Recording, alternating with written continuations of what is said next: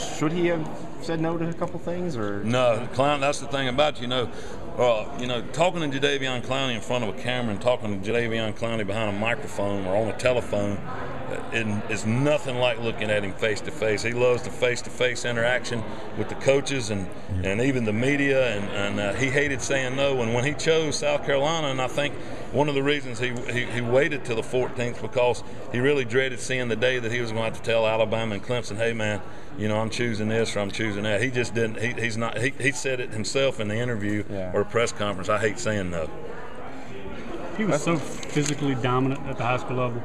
Do you think there's going to be some transition for him to learn how to play with leverage and learn how to? Well, I had the fortune this year of coaching in the Under Armour game, and I coached. I had 5 linebackers. 2 of them went to Alabama, 1 Ohio State, North Carolina, Michigan, and those guys. When you go out there and watch those guys, you say, all right, now Clowney's going to be surrounded by 85 other athletes just like him, and that wasn't the truth. You could Clowney still stood out, man. He went against a big Cyrus, the big offensive tackle from Maryland, and on a day-to-day basis, and just played just like he was if he was going against me. It doesn't matter who's in front of Clowney. You can put Michael Orr in front of him, and I don't believe Michael Orr can block him. Not on a continuous deal. Clowney will get him. He's going to get him. Three chances a bust. Nah, the coaches would have to mess it up. Because I tell them all the time. I tell our guys. I say, listen, man, we got Clowney. Let's don't screw this thing up. I don't see that happen. Is he's on pace to qualify now? Or? Well, there's no doubt, and I'll go on record to say I'll bet my paycheck he'll qualify. Because here's the thing that the media doesn't know and the general public doesn't know.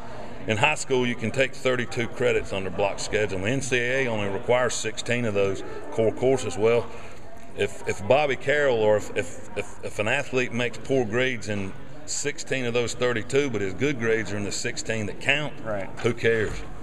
He's going to make it. Ain't no doubt. I'll tell you what, I've seen ones a lot worse than him make it. They made it big time. What were your thoughts when you saw that New York Times article? You saw this high-grade military coach commenting on Javion's grades. Here's what I think. I think they've written so many articles about him. It's time to turn the tide. And it's sensational journalism. They're trying to sell papers, and that's the sad part of this business is, and I'm not saying you guys, but the media builds these guys up to be great, and then they'll be the exact same ones to tear him down the minute something, the little bit of adversity comes. Just like coaching, when they hire a new coach, man, he's the greatest thing in the world, and the minute they lose, they're the ones that want to write the article, hey, man, Carroll got fired, that's just the way things are. And, the thing about Clowney, he's a big boy, and he can take it, and I don't think he never lost a stride. How much is his mom going to factor in all this? I think it's a big part of it because,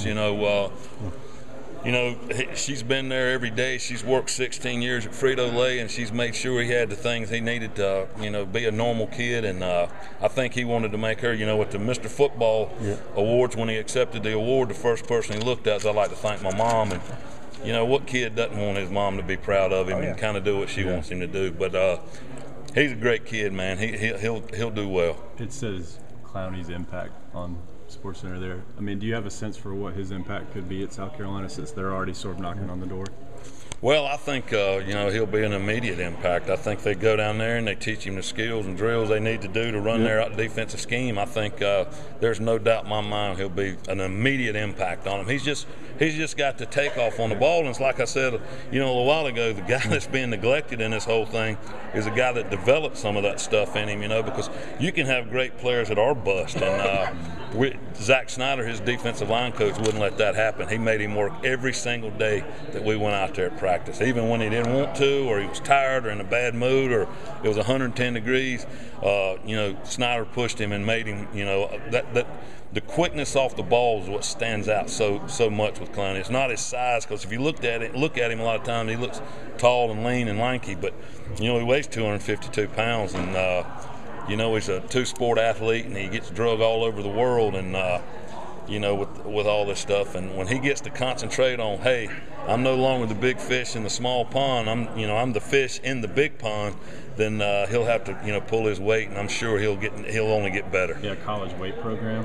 What that. Right, Fitzgerald down at South Carolina's got one of the greatest. I can promise you, he'll get a lot stronger. How tough is it when you've got someone who's so athletically gifted to make sure they do concentrate on fundamentals and Well, I'm gonna be honest with you. We had to take Clowney out of practice numerous times just so we could execute plays and do things that you do on an everyday basis, because he can absolutely wreck it. He wrecked teams that we played over the last 3 years on varsity. I can remember when Stephon was a junior in spring practice, we moved Clowney to defensive end, and he was actually a freshman.